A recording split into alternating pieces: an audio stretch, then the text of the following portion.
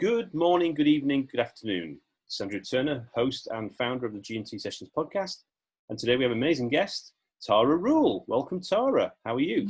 I'm very well, thank you. How are you? Good to see you. It's a long time we've seen each other physically, because obviously this new pandemic world that we live in, the new virtual world. But obviously I'm flying in the clouds today, so I'm good. It looks like you're in an interesting place. Are you working from home today? Yes, I have commandeered our spare bedroom to be my office, which is working quite well. You've got quite an amazing picture behind you. It looks pretty funky. So but we'll talk about that a bit later. Yeah, we like a little bit of a splash of colour. Our whole house is kind of, all the walls are grey, and then all the furniture's bright colours. So trying to have a bit of a splash of colour in the house. In our lives. Sounds good. Like Rainbow Nation, exactly. Yeah. So now I know that we have a little secret that we actually used to work together, or in the same company actually at the same time, for quite a famous little company in the mobile industry. Maybe the mobile industry will actually catch on sometime. You know, maybe some people start using these mobile phones. So about 18 years ago, which is quite scary when I think about it, I got involved in this company called O2, MMO2 it was called at the time actually, which then became O2, and then became Telefonica O2. And I think there's a bit of a link to you, isn't there? It did. Yeah, scary. Did. I will ask how many years ago you were there. I'm trying to be polite, you know, gentleman, lady. So, so I think that's what you were before, but I know we're going to come up with it later. So, what's going on in your life then? How? Welcome to the show, and what gets you up in the morning these days? Then, what's in your world at the moment, Tara? Yeah, so physically what gets me up are one of my two adorable children, because I'm sure they're going to listen to it one day. One of my two daughters, so they are 6 and 9, Sophia and Amelia, and I normally get woken up, honestly, with a kiss. True love's kiss. That's pretty good. Kiss on my cheek, which is quite cute. So without them, I'm like a teenager. I would sleep till 11 o'clock every single day if I was given the choice. But unfortunately, I decided to have two children, and I never get that opportunity. So that's what physically. And how early is that then? Is that pretty early? Do you know what? They're quite good. Anywhere between 7 and half 7. Oh wow! Mornings. You've trained them well. Yes, they're not allowed out of their room till 7. So is that when you take the bolt off? Is something like that? Yeah, exactly. So of course it goes haywire some days, but on the whole they're pretty good. Fantastic. Yeah, my two sons are 16 and 14 now. So Ben and James. So they're kind of in the scenario that you'd like to be in. Yeah. Oh. Or they don't come back. They don't come back all night, and they go, "Oh yeah, I was playing Xbox all night," and I go, "Really?" Anyway, so great to have you on the show. And so obviously, it sounds like with this new thing that's going on in the world, you're obviously balancing between working and not working. Because I think what I found is that people work all the time, or seem to be working more hours because you've got no travel, etc., etc. Yeah. What do you do when you do work and when you're not doing family stuff? Is there something you'd explain to the audience? It'd be useful to understand. Yeah, definitely. And I would say, to me, right now, it's actually not balance, it's juggling. It's a proper juggling act during this pandemic. So, obviously, a mum of 2, got an amazing husband. He's working full-time as well. So we're literally just juggling everything while the whole world is at home. So who gets priority on broadband? Yeah, exactly. Yeah. Well, normally the kids watching Netflix, unfortunately. Wow. So we're crazy busy family life, and then my work side, I am the senior director for commercial strategy and operations for Adobe, looking after EMEA. So EMEA being Europe, Middle East and Africa, and my role is basically like a commercial director. Really thinking about what decisions should we make, how do we drive the right KPIs. I work really closely in the sales organisation, so with the sales leader who's responsible for the whole P&L delivery. So really kind to drive all of our commercial levers. What should we do? What should we prioritise? What's the next country we should be going after?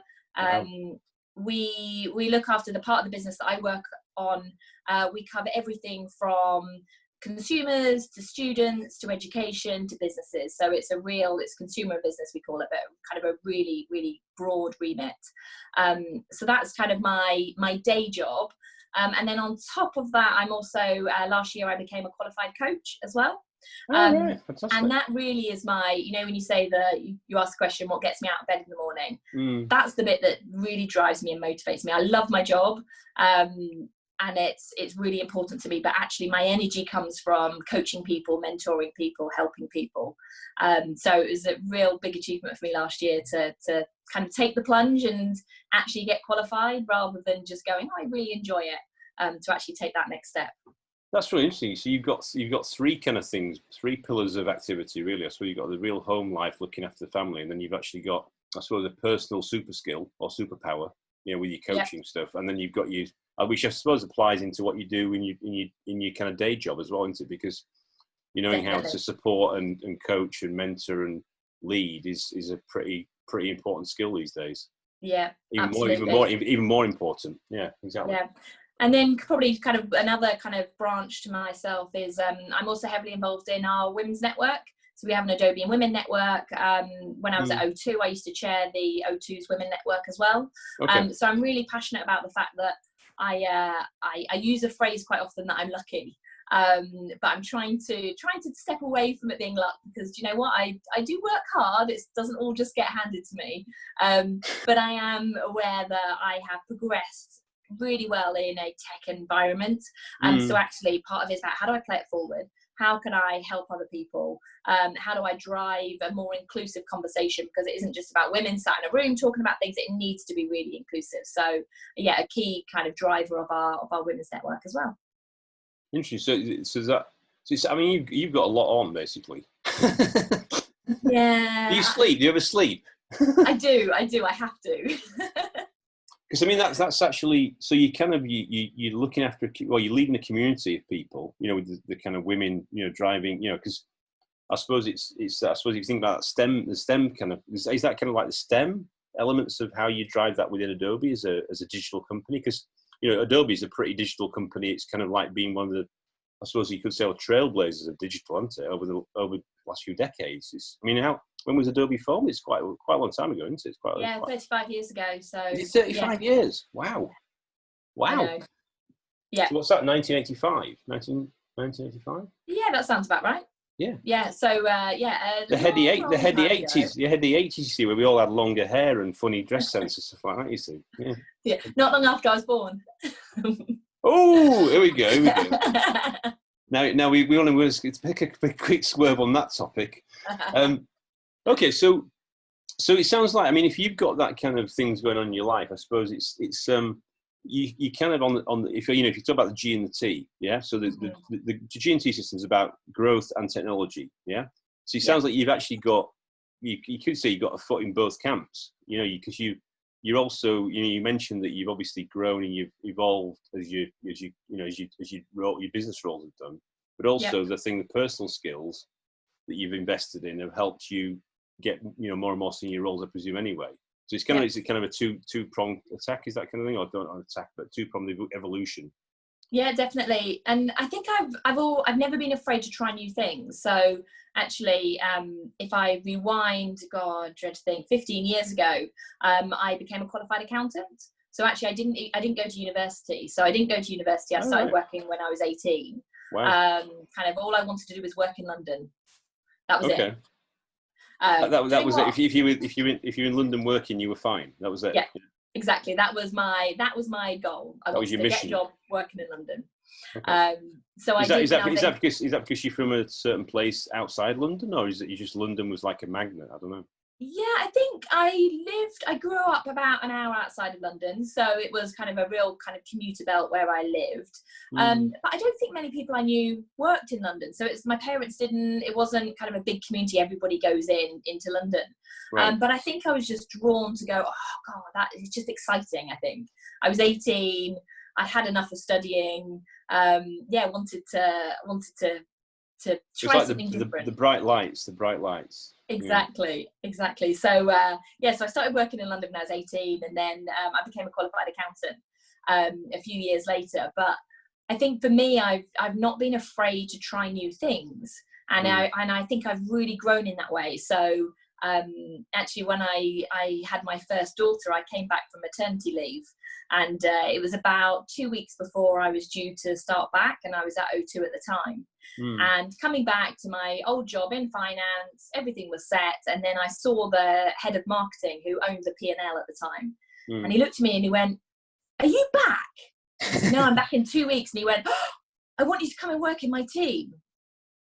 "Sorry, what? I'm an accountant." So that was a good reaction then. You're back. Yeah. Return of the Tara. Yeah. Exactly. So yeah, I remember phoning my husband as I walked out of the office, going, "I've just accepted a job in marketing and I've just been promoted." And it was a little bit of a, I'm an accountant, what am I doing? But I think that's that's probably a real thing about my growth is I take challenges, I stretch outside my comfort zone. I had no idea but you sounds like you embrace that as an opportunity, right? Because some people, depending on their mindset, would actually say, oh, it's that kind of the fear, uncertainty and doubt comes in about, oh, I'm trained to be an accountant. Could I do something in marketing? It seems like not where you should be. Is that what you think? Is that what you're saying? Is that what the vibe would be normally for some people? Yeah, I think some people would have the doubt to go, could they do it? And I'm not ready.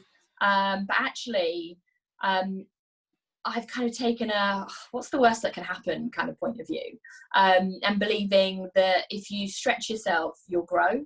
Right. The worst case was I moved back to finance. I do 6 months. It's a disaster. And then I move back, and then I can put on my CV that I've got 6 months of commercial experience. But actually, as it turned out, I never looked back, and then I moved a role into sales, after marketing. So I absolutely kind of moved forward. But I think for me, it's about thinking where I can stretch outside my comfort zone. I heard a great expression years ago, which has stuck with me, and it was, your comfort zone is like knicker elastic. Once you stretch it, it never quite goes back to the same size. And I quite like that. They're going. I think all the audience is kind of creating some visuals around that now. Sorry, yeah. Exactly. Thanks for that. Exactly. But I think that's one thing that I've never been afraid of. Actually taking that leap, taking the step, whether it's changing departments, whether it's taking a promotion. So when I've had managers leave before, and people have said to me, "I want you to take their job," and inwardly I've gone, "I'm not ready." Like, no. And I remember once saying to somebody, no, I'm not ready. And they said to me, "But the problem is, if we recruit somebody else in 6 months' time, you would have been ready, but there'll be nowhere for you to go. So we'd rather take a punt on you and stretch you a little bit further over the next 6 months, and then you'll be up and there, and we'll have helped you grow and develop." So it sounds like, just jump in, I think it sounds like you would be inside, yeah, you would be going, ooh, anxious, yeah, but then outside you've got to be majestic. You've got to say, thank you, I really appreciate what you just said to me, and I will be, it was the classic Richard Branson thing is, you get offered an opportunity, you say yes, then you think about later about how you're going to do it. Yep, exactly.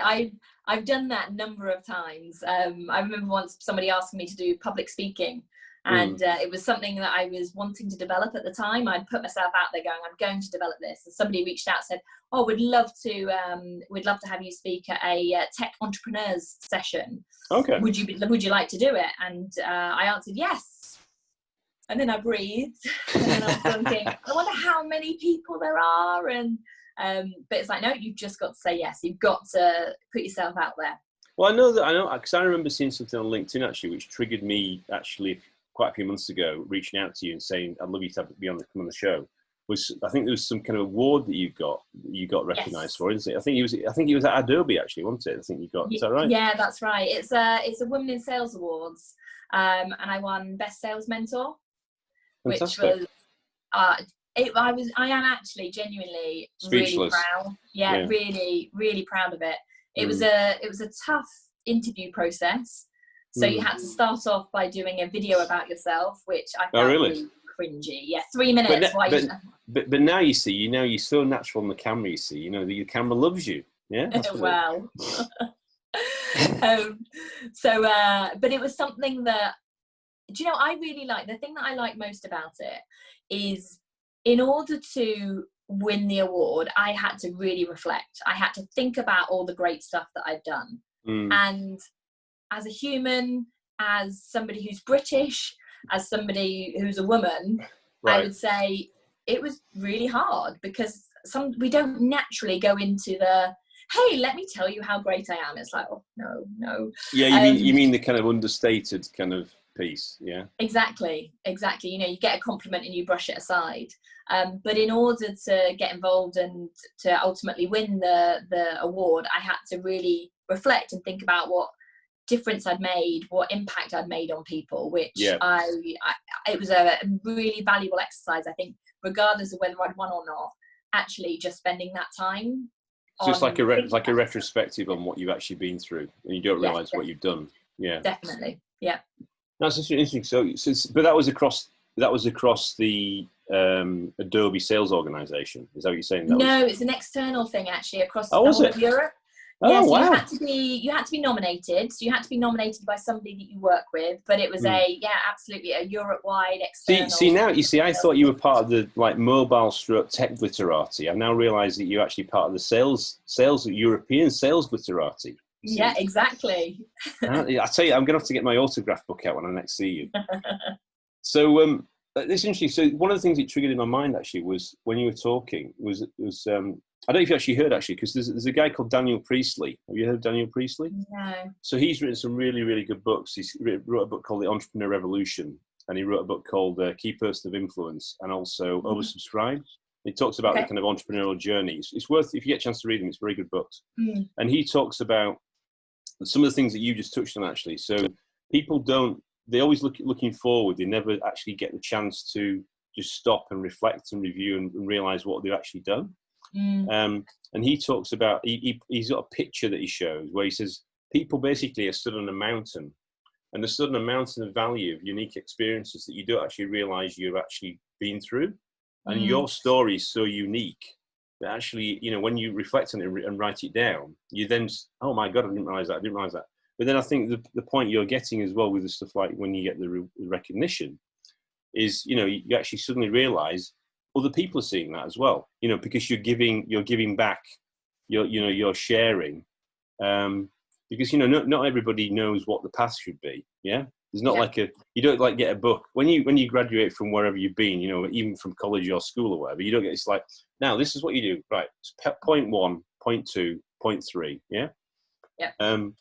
Even, you know, if you just change the slight example about like financial stuff, you know, like the Robert Kiyosaki, the kind of Rich Dad Poor Dad stuff. Yeah, love that. You know, that's an area, you know, especially with you being an accountant, you know, it's like people just don't have that awareness. You go through this education system, which obviously you've been part of it, but there's, you know, the real education is when you get into the stuff you've been doing. Yeah, like when you throw yourself into these roles, etc., and go out of your comfort zone, which is kind of like what you're saying.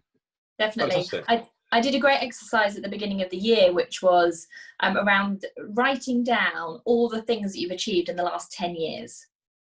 And that was really interesting because if you think of 1 year, you know, often we end a year and we go, right, I'm having a review with my boss and I can think about my achievements. But actually doing 10 years, you go, wow, 10 years, that's a long period of time. So there's promotions, there's qualifications, there's all sorts of changing companies. And it was really good exercise because especially as we turned into 2020, it was then, okay, so what do you want to achieve in the next 10 years? Oh, so it was like your new decade plan. Exactly. Yeah. So when you think about next, you know, 1 year, what do I want to achieve? I think they say people overestimate what they can achieve in a year, but underestimate what they can achieve in 10 years. And I really like that to go, I'm a big kind of visionary, thinking about what the future should look like or could look like. So actually thinking that 10 years in advance rather than going, what do I want to do this year? Because I think you kind of pin yourself in a little bit. But yeah, thinking big, thinking 10 years is quite exciting. Well, yeah, I mean, that's what they say about it, because this is also that phrase I heard recently as well, which I think is quite a well-known one, is about you set your goals are in concrete, or your mission and goals are in concrete, but your plans are in sand. Because you know, they have to change. You know, you have to iterate and evolve. Yeah, I suppose I suppose it links to some. Yeah, so it's this thing about, you know, plans and, you know, looking back your 10 years. You know, you you know, what's your? Can you explain to a bit of the audience about what your backstory was? So you talked about a couple of things about, you know, the bright lights of London, yeah, dancing on the dance floor when you're 18. No, you didn't mention that. That's later. And then obviously you've got your accountancy thing, which is obviously a big milestone, it sounds like. And then you got into the O2 thing. But what before that? What was did you always know you were going to be an accountant? I mean, you know, obviously now you're in a sales role, commercial role. But I mean, has it been part of your master plan, or is it kind of just, is it evolved, or was it planned? I suppose that was my question around you, based on where you were when you were younger. Yeah, I would say I'm a bit of a mixed bag. So on one hand, I would say I've never had a plan. And I would like to say, I don't think anybody ever grows up going, I really want to be an accountant when I'm older. I don't think that ever happened. You might do that secretly. You might say that secretly. Yeah. It's like a big secret, you know. Yeah, exactly. But you don't tell people. Not that we're disrespecting any accountants out there. No, I'm an accountant. It's okay. It's okay. But I've never necessarily had a set plan about what it is that I'm going to be doing. But every so often there's been moments in my life where I've had a big goal, or I've thought about something and I've kind of planted it out there and kind of had that vision. So I'm a little bit mixed. I'm somebody who very much believes in kind of the universe, the laws of attraction. You put out positivity and positivity will come back to you. I recommend a book called The Secret. Bob Proctor. Yeah, Bob Proctor. I absolutely love it and kind of really live by it. And it's about putting positivity out there. So I think there are some things that I've put out there. So I remember years ago putting it out there that I wanted to be a commercial director. And at the time this was maybe 7 years ago. And I'd heard somebody talk about the phrase commercial director, and I was like, oh, never heard of one of them before, really. So I then Googled it, and I went on a website, had a look at job descriptions for commercial director, and I read through these job descriptions, going, I can do that. That's me. So I kind of just put it out there to go, I want to be a commercial director. And when I got promoted a couple of years ago at Adobe, I joined as a senior manager, and then within a year got promoted to a director. My job title was commercial sales director. Ooh. So you kind of go, oh, nice. So I put stuff out there going, don't know how, don't know when. But is that visualization, or is that affirmations? I mean, did you get up? I mean, there's some people that I know, you know, you do the affirmations, right? So there's this kind of thing about the principles and disciplines, like, you know, every morning you get up at an ungodly hour, you do your different routines, and you say, I am, you know, the affirmations piece. Did you do that? Or did you, no, I do know people that do that and swear by it. I personally don't. For me, it's slightly softer. It is kind of putting it out there and going, I believe this is going to happen one day, and having faith in it. And when opportunities arrive, saying yes to them. So I'll say, you know, I'll put it out there now. One of my goals, if I think about what I want in the future, no specific time, is I want to do a TED Talk. That's one of the things that I'm going, okay, I want to do a TED Talk, and I will do a TED Talk, and I've no idea how or when or what about. Well, I might have a little secret for you on that one. I might have some guidance I can give you on that one. Oh, brilliant. Excellent. I've not done a TED Talk, but actually 2 days ago, somebody sent me an email, and there is hopefully a future guest on this show who I saw live 3 years ago. You may have heard of a guy actually called Brian Tracy. You know Brian Tracy? No, I don't think so. Really? I feel like I should say yes, definitely. Yes, definitely. yes. Of course, we talked about it before, Andrew. No, Brian Tracy is as a bit of a legend in the sales arena, right? Mm-hmm. He used to do door-to-door sales, and I actually waited for him for 36 hours in a conference room to see him speak. He flew in from Russia. He'd broken his leg, or he hurt his leg, and he brought him on in a wheelchair. And he spoke for 3 hours without a break, and he was unbelievable about, you know, what he's learned about sales. But somebody else that was on that same bill that weekend was a guy called Eric Edmides. So he's been working with the guys from Mind Valley, and he runs a thing called Speaker Nation, which he builds your signature talk, which basically links to your TEDx talk or TED talk. Yeah. Oh, nice. So next week, and I can give you the details afterwards. Next week, he's running a 3-day course to help you build your signature talk. So if that's of interest, I can give you the information. Nice. So Perfect. it's interesting. So you're not the first person that said that as an ambition, because I think it's a really, really worthwhile. Yeah. And I may have it on my little plan as well. There you go. So it's a great idea, Tara. Fantastic. Yeah, and I think part of it is about putting it out there, because actually, if I know that one day I really want to do a TED talk, then actually when you contact me going, hey, do you want to do a podcast? I should say yes. I should say, oh no, well, how many people? What's it going to be? I should say yes. Yeah, but Tara, you see, the thing is that what you were checking out, you see, did it involve drinking gin and tonic? Yeah, yeah, exactly. That's because when I said it's the G&T session, she said, Andrew, I need to know more. Yeah, and is this a non-alcoholic gin and tonic, or is this alcoholic? Exactly. No. But I think that's the thing, is it's interesting because I don't know if you know that the process for becoming a TED talk, doing a TED talk or even a TEDx talk, is pretty stringent. It's a bit of a journey, but it's a very worthwhile outcome. Yeah. Fantastic. Yeah, I can imagine. Yeah, the speakers are always brilliant. So here we are. You're putting it out there. It's going to be on all audio and video platforms very, very soon. You heard it there first. Tara Rule, TEDx speaker. You'll be putting on your foot. You'll be putting it on the bottom of your emails. Exactly. I'll hold you accountable now. You see, you can't say on a video like on a podcast like this and not do it now. You see. No, exactly. So in terms of obviously your growth, it sounds like you've obviously. You've got some really good foundations, and then you switched. You kind of got involved in different areas of the business. Obviously, I suppose that's on the growth side. So you grow as you take these different responsibilities on.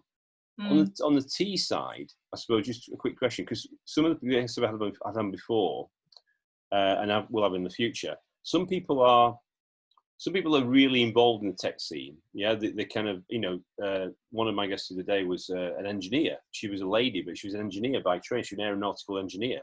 That was her. And she didn't fall into it. She kind of went into it anyway. She had that's what it was, kind of like a plan. Yeah. But it sounds like the technology industry, or the kind of area that you're in now as well, even more, with Adobe, with being digital. Yeah. It's kind of like, it's not really. It doesn't sound like it's really. You didn't start developing. You weren't a developer. You were developing spreadsheets more than developing code. But so how do you find that the T in the G&T? I mean, you're existing in a technology space, but you use it. You use technology. You're selling technology, but actually you're not really you're technology aware. Is that the best way to describe it? Yeah, definitely. And I think it's funny because when you first contacted me about this, I was thinking if it had been the G network, the G sessions, I'd have gone, yeah, great. Yeah, I can talk about kind of personal growth.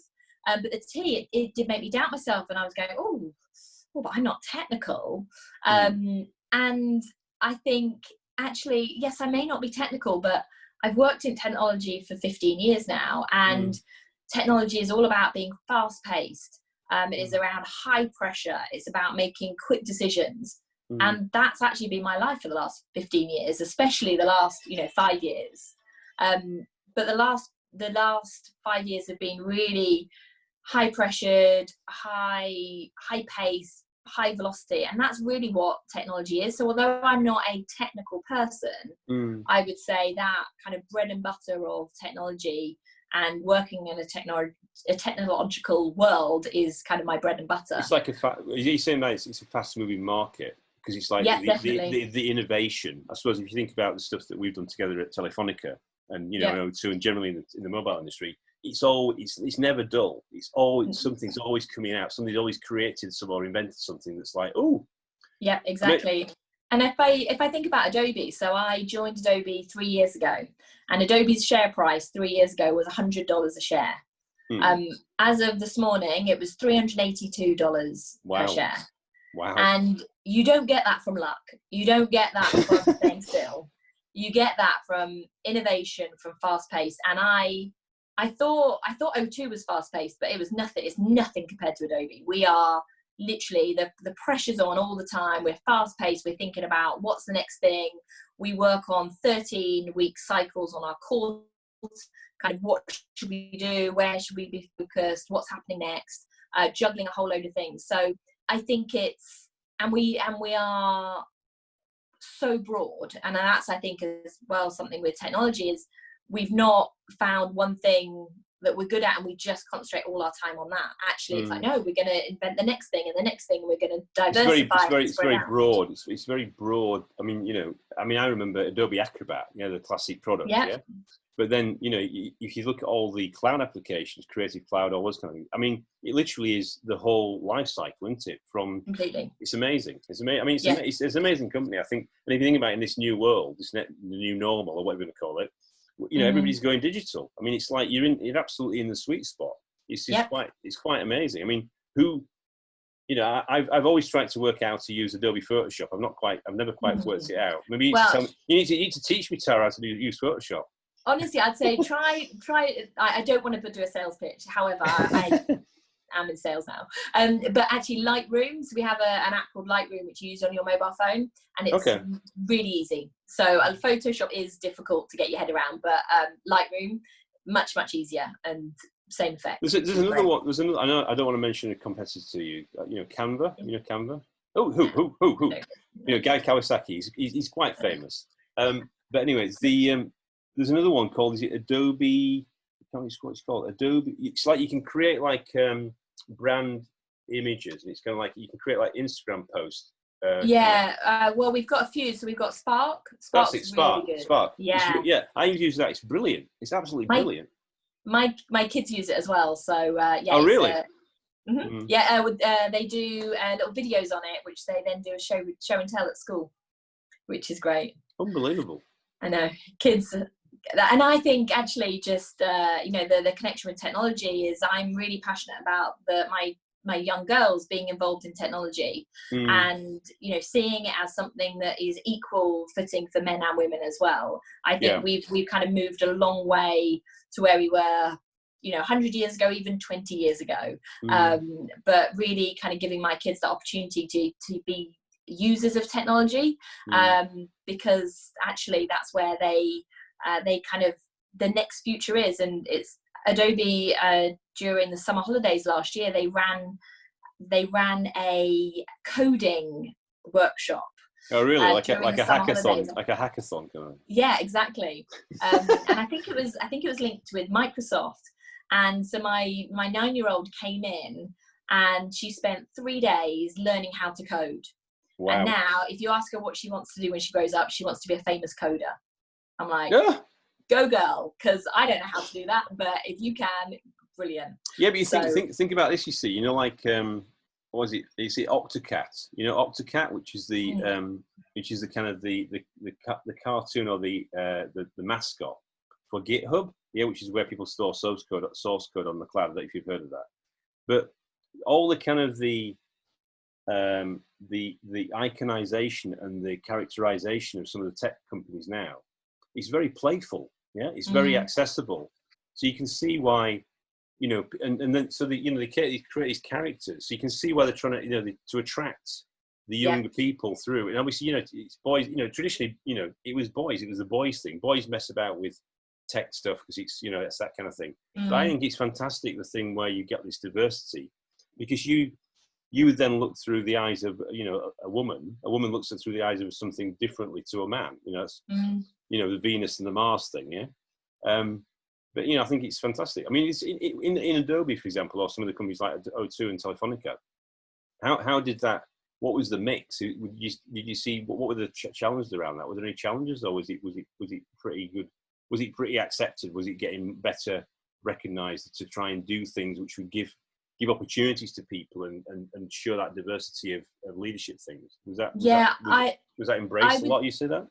Definitely. I think both O2 and Adobe have been really conscious about how do we drive that shift, because they're both technology companies, and if you look at the stats, both companies have more men than women, kind of fact. And that isn't something they would kind of get away from or shy away from, but it is about how do they make the culture, how do they not only attract more women into the organization, but actually make sure that when women do join, it's inclusive.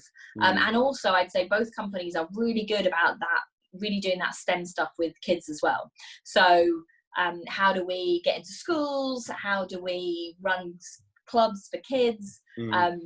Really kind of proactive, which I love. And to me, I think thinking about kind of the future, I'd never thought about it until we'd connected, but now that I've been in technology for so long, I couldn't imagine myself leaving. So although I'm not a technical person, if I were, fast forward however many years, if I were thinking of my kind of a different company going forward, I would definitely be drawn to a technology company because of that fast pace that I'm used to. But also the company culture is really important. So actually a company that is really focused on, employee satisfaction and experiences is really, really key as well. Yeah, it's interesting. It's like, I mean, when you actually, I'll give you some feedback is live, because live feedback's always good. When you said that, when you said about your planning for the next 10 years, and you said that you were thinking about doing a TED talk, right? Yeah. I actually thought something different. I thought you were going to say something different. Do you want me to say what I thought you were going to say? Go on then. I thought you would have said you want to be a CEO of a tech company, right? And the reason being is because I've worked with some, accountants, financial professionals, yeah? And then what I've seen is people evolve their, commercial acumen into sales and marketing, yeah? And because they're numerical, because they're analytical, you need skills in that, when you're creating deals, all that kind of commercial stuff. So that rounding, yeah? And if you've got the leadership skills and the how to mentor, inspire people, you've got a very powerful set of ingredients to be a very, very, powerful and inspirational leader. Yeah. And I'll be honest with you, tech companies, and I'm writing a book about this at the moment, tech companies need to look at the leadership elements of organizations. And I think that could be, so I suppose I'm giving you a challenge on this podcast that, 10 years from now, I would expect Tara Rule to be the CEO of a tech company. So that's my feedback to you. I'll take it. Thank you. My British woman inside me is going, oh, shush now. You're embarrassing me, Andrew. You're embarrassing me. But I think actually kind of linking to that, you asked earlier whether I've had a plan, and actually I've not often had a set plan like that, but what I have been is I've always been really clear about my values. Well, I won't say always, but about a number of years ago, I became really clear about what my values are. And I would challenge everybody listening to really think about what their values are as well.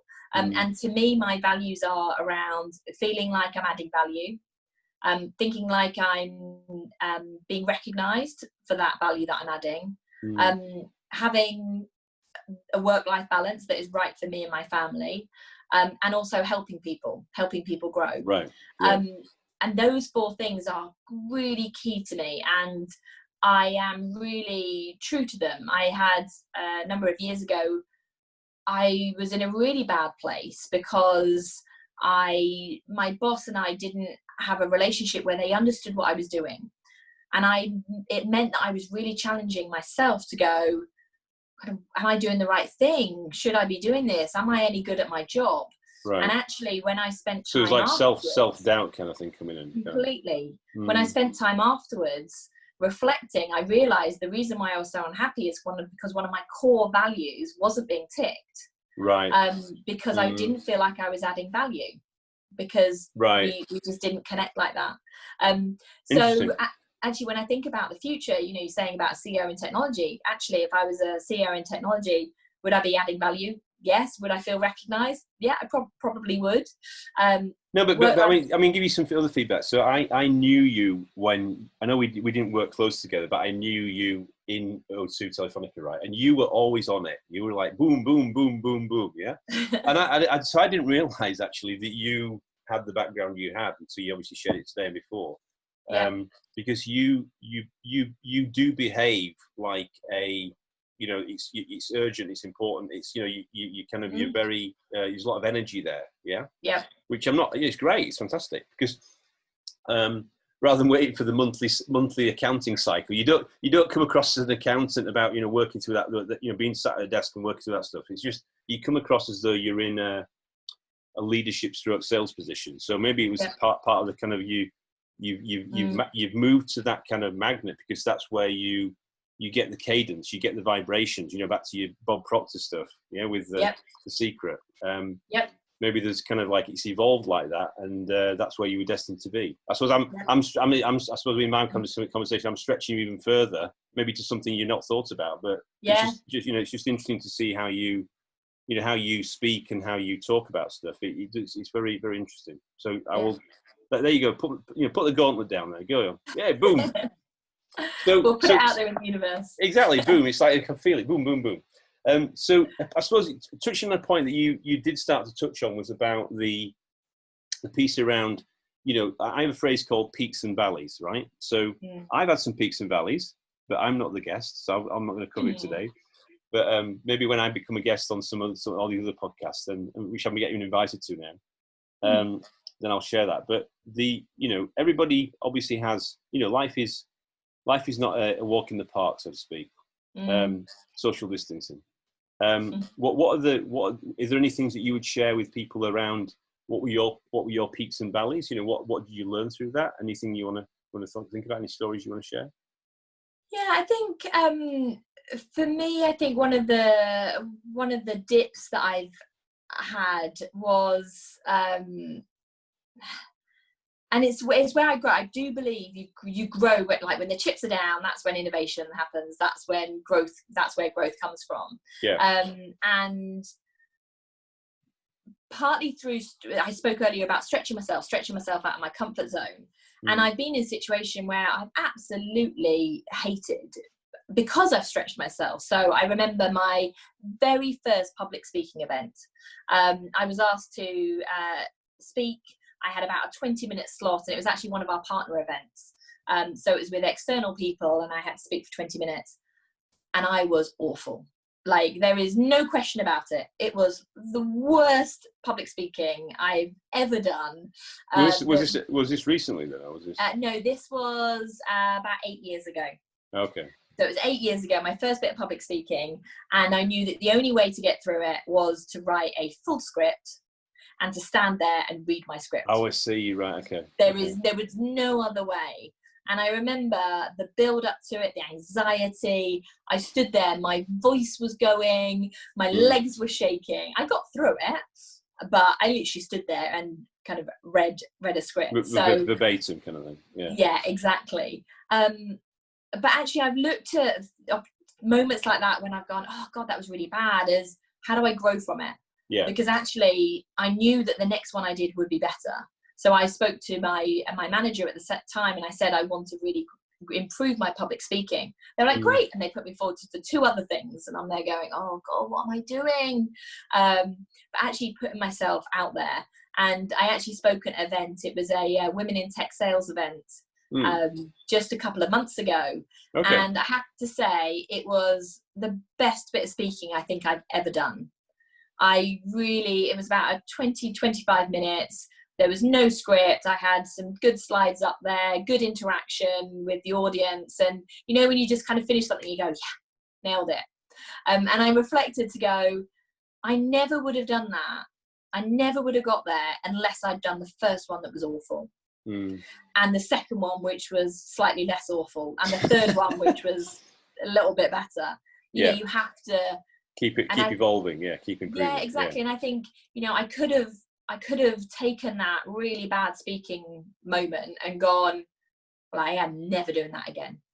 Like, that's it. But is that thing that I think we all face, is about that thing where we're too hard on ourselves, and we some of us are too perfectionists, so we kind of keep, you know, that bar so high. Yeah. When we don't hit that, you know, straight out of the chops, you know, first time, bang, then we kind of, you know, beat ourselves up.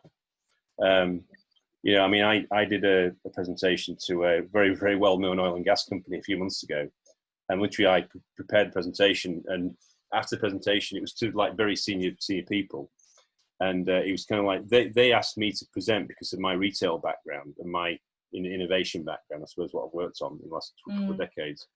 And then actually one of the people I went to the meeting with, they said, actually you were pretty bloody brilliant at doing that presentation, because I was in the flow state. I just used my stories, and I was just so natural. Well, they said it came across very natural and very relaxed. And I did, you know, I just did it. There was like 100 people in the audience, but then it's just, you know, like you, I've been through the same anxiety, yeah. Because you keep sometimes it's like you feel like you're underwater, yeah, because you're trying to. So it's yeah, we've all been there. Yeah, definitely. And I think as well, I'd say, you know, this pandemic that we're going through now, I'd say when we were a few weeks into working from home, I had a real downer. Right. I felt incredibly anxious about how I was going to survive, how my kids were going to survive, and me and my husband both working full time. How and everything going on in the world, you know, what's going on in the news. It was just really, really anxious. But then the feeling that I had, even more than the anxiety, was guilt. And it was really, really high amount of guilt going, what right do I have to feel guilty? I have a garden that the kids can run around in. I have my health. I have a full-time job that's paying. Like, what right do I have to feel guilty?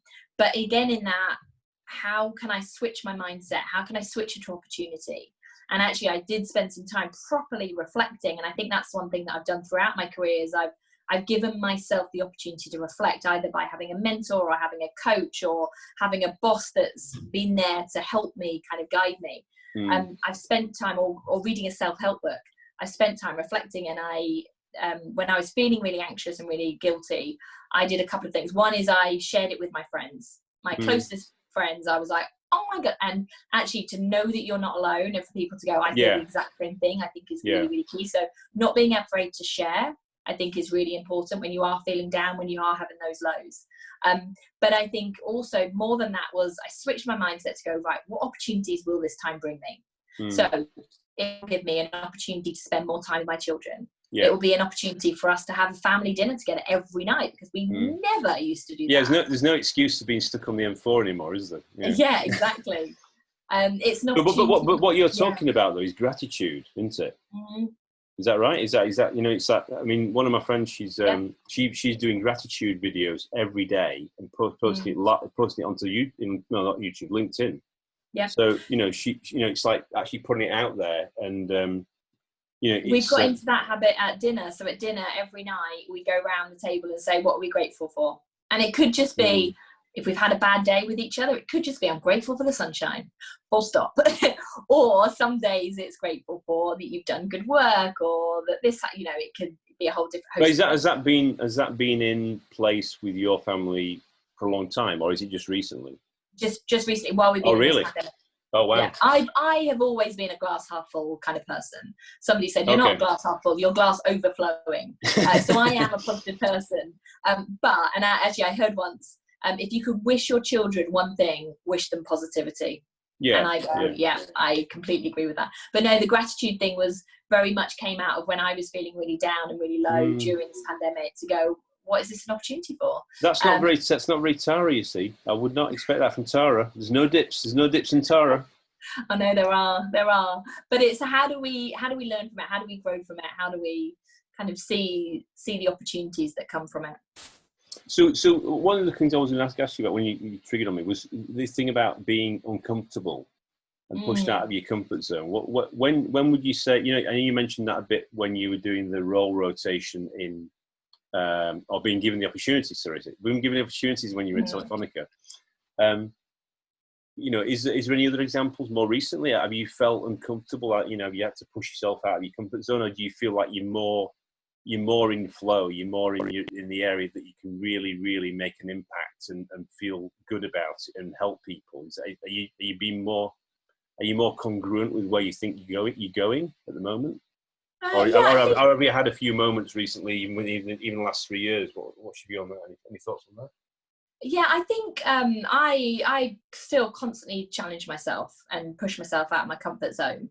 And even this week I'm working on projects that I go, I have no idea how we're going to do this. I have no idea. And I read an email and they asked me my perspective, and I read it and I went, I don't even know what you're asking me, let alone know what the answers are. So I'm constantly kind of challenging myself and getting involved in projects or situations which are new to me. But I think probably the biggest leap that I took was actually leaving an organisation where I'd worked for 11 years. So I'd worked at O2 for 11 years. Those 11 years, I'd done 9 different roles, I think it was. Wow. So they were either kind of promotions or massive switches. But actually choosing to make the leap, to leave an organisation where I felt like I knew most things to a brand new organisation was just a quick question, because it's a very good interesting point, because a lot of people at that organisation have been there, I'm not going to mention any names, for quite a long time, quite a few decades. And Yep. some people that are my very close friends at there, that I work with very closely at the board level. So the interesting thing is, I suppose, I was just going to think about this actually, the year that you left, or you moved on to your next chapter, as I call it, Yeah. was that the same year that Mr. Dunn went to Verizon? Yes. Oh, you see? I left maybe 4 or 5 months before those changes, I think. You see, I knew that in the coffee area that you were having a sneaky little chat with Ronan, you see, and you were saying, look, it's either me or you, yeah? Who's going to go first? Yeah. You see that. I think which way around it is. You see what he was doing. He was saying, look, Tara, I want you to be the CEO of O2, right? But if you don't want it, then you need to leave and go to Adobe. I'm going to give it to Mark. And then obviously the other thing is I'm taking this job in Verizon, but it's it's a little bit bigger than O2. It's only 125 million customers. Yeah, exactly. So that was like a bit of comedy moment from Andrew there. So one of the other questions, no, thanks for sharing that, because I think it's interesting that you're very authentic. I think that's what on the mentoring and the coaching side, I can see that you're using your personal stories, to build a rapport with people and to show that your heart is there. You're using your heart to share and try and guide people, and that's how I feel I operate nowadays, because you have all these experiences. You've got some things wrong, you've got some things a little bit less wrong, and I'm learning every day. I've been on calls with Philippines, Israel, all over the world this morning. Yeah, at 4:30 this morning. So crazy times. Yeah. So I've got. Go on. No, I was just going to say. No, sorry, you were going to say. Yeah, I was going to say, well, kind of you talked about my mentoring and coaching, and I use an expression which is around finding your sticky toffee pudding. And I found my sticky toffee pudding, and I want everyone to find their sticky toffee pudding. Go on, then. Tell me what the definition is, because that's got my interest. So to me, if I imagine you're out for dinner and you are full, you've eaten everything, you're absolutely full, and then somebody passes you the dessert menu and you see sticky toffee pudding, suddenly you find room, no matter like for me personally, I'm like, yep, I will have sticky toffee pudding. And to me, coaching and mentoring and helping people is my sticky toffee pudding. So I could be up to my eyes. Yeah. I could be, meetings, deadlines, and somebody knocks on my office door and goes, have you got 5 minutes? Yep. I can't help myself but say yes, because actually I get so much energy from helping people. That's my sticky toffee, and that's what I always find time for. But what you're talking about is it's kind of like your passion, basically, isn't it? Is that right? Is that the best way to say it? Is it a bit like a trigger? It's like ding-a-ling-a-ling-a-ling, sticky toffee pudding. Exactly. Yeah, and it's where I get my energy. So and it's something that I've spent time kind of reflecting on as well, is I would sometimes feel a bit selfish. So if I've spent an hour mentoring somebody or coaching somebody when I've got a deadline to hit, I kind of have that internal guilt going, I don't have time for this. But actually the thing that I've recognized over time is it is my trigger, it is my energy kind of giver. So if I would spend, whether it's 5 minutes or an hour coaching, mentoring, helping, actually it gives me that boost, and then I'm much more efficient and much more effective in the rest of what I do. So you that know, as well. so How do I get- that's interesting. So my sticky toffee pudding, yeah, actually is one of these one of my sticky toffee puddings is this podcast, yeah. Yep. Because I'll be honest with you, when I do my day job, yeah, this doing these things, and it's a great episode, this, right? So we're talking about some interesting stuff. Yeah. This actually inspires me to do more, yeah, because your level of engagement in this episode and your level of sharing, yeah, makes me want to do more. Yeah, so that's a bit of direct feedback. And actually, I love the hook. I'm gonna maybe strawberry pavlova. My strawberry pavlova. Exactly. We're gonna be like a overdose on sugar. Yeah. Maybe we need to get a healthier sticky toffee pudding without the sugar. But it wouldn't be as exciting. No. Fruit salad? No. Right. No. Banana? No. Okay. Yogurt? No. Okay. No. Thank you for explaining that. So I was intrigued when you talked about the STP, and I did not know what the STP was. So now thank you for educating me on the STP bracket sticky toffee pudding. You're welcome. So in terms of your future, apart from obviously it was now visualizing on this podcast episode of the G&D sessions, a new growth goal for Tara Rule. What's the kind of plan? What are the steps next? I mean, you said about doing a TED talk. I mean, I'm sure you said that you're going to be the CEO of a very successful tech company in the future. Yeah, that's on the list as well. Living in Hawaii or something like that, living on the beach, running a very successful tech company and all the employees, on fire. Yeah. Absolutely. Not literally on fire, but, inspired. So what's you think about your next goals and your next steps towards them? What's the next horizon look like? What's your plan? Yeah, I think for me, continuing to grow, continuing to add value, and continuing to do more the coaching and the mentoring and leadership, really. So I lead a team now of 15, but I also lead across our business. So actually more of that's what I really enjoy doing. If I think of some big goals, I've not got a job title in going, that's my next thing. But if I think of my big things, I go, next 10 years, I go, right, TED Talk. I want to do that. I want to write a book. No idea what about. I write a blog at the moment called Cocktails and Coaching. So look it up. You do what? So a blog?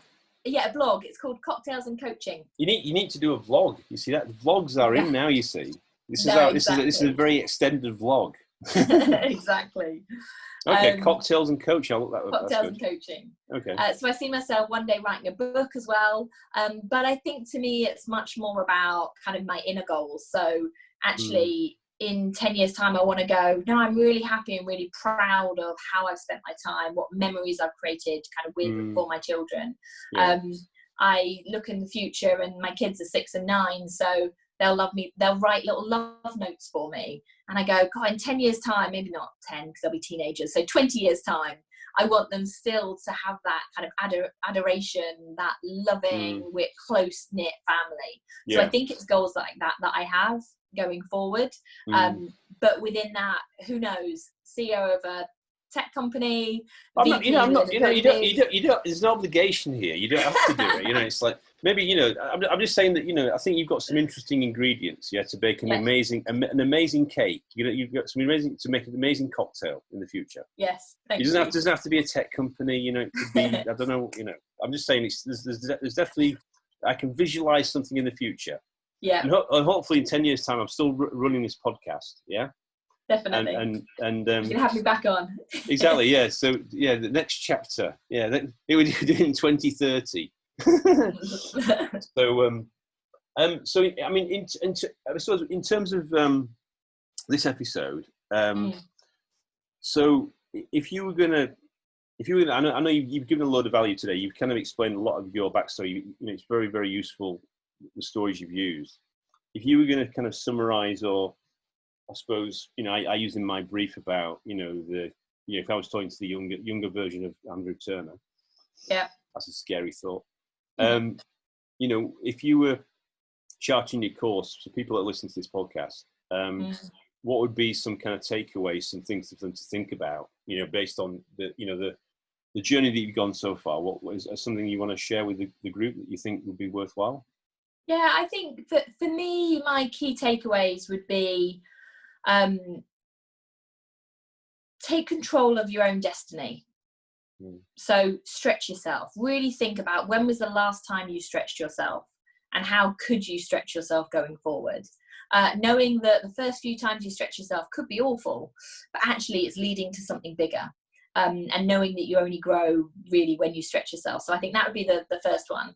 I think the second one would be spend time exploring your values and really trying to connect with them and go, what are they? I've done values work with people, whether I'm mentoring and coaching them.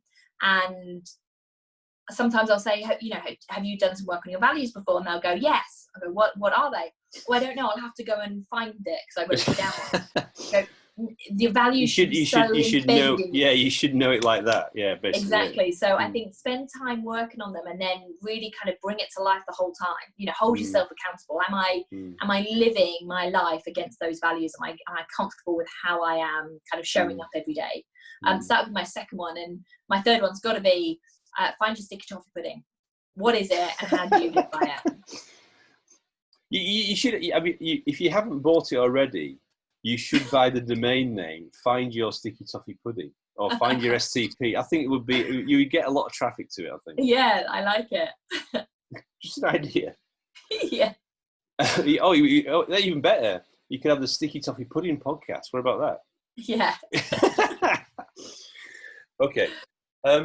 That's a great way to I suppose draw close to this episode, because I suppose you, as you said about your juggling, yeah. Yes. I'm sure you have other things that you need to do in your life apart from sitting on podcasts with me. But all I can say is it's been an absolute honour and pleasure to have you on the show. Thank you. And some food for thought for all the lovely listeners to this show, which as I'm developing the the conversations, it's quite interesting that the conversations, I'm getting better at being a host, I think, slightly, maybe, always improving, but also that, the guests are, sharing some amazing stories. So I only have gratitude to you, and thank you, Tara, for coming on the show. That was Tara Rule, amazing mother, coach, senior executive, and future CEO. So have a wonderful weekend, and thanks for coming on the show. Take care. Lovely. Thanks very much.